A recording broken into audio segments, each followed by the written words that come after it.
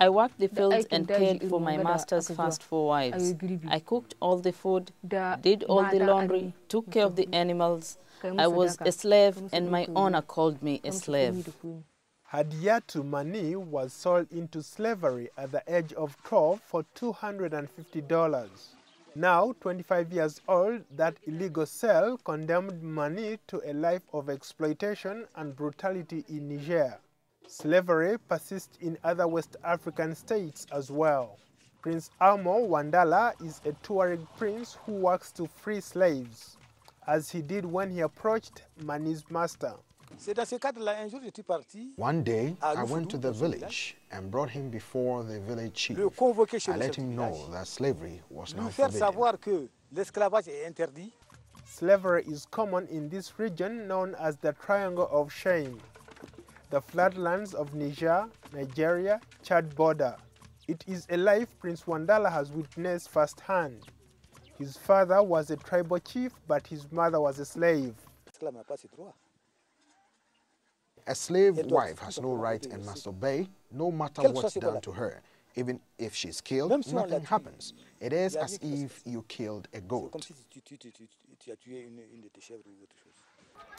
There are tens of thousands of female slaves in Niger.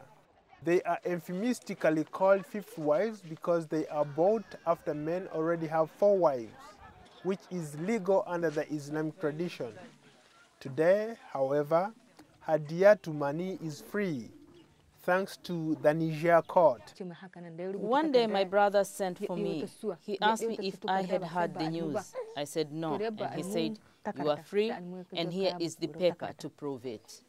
The liberation certificate gave Mani her freedom, but left behind were her 2 young children, which she left behind after being raped by her own master. Mani's plight caught the attention of 2 groups, London-based Inter-Rights and Anti-Slavery. They approached the Court of the Economic Community of West African States, ECOWAS, charging that Niger had failed to uphold its law forbidding slavery.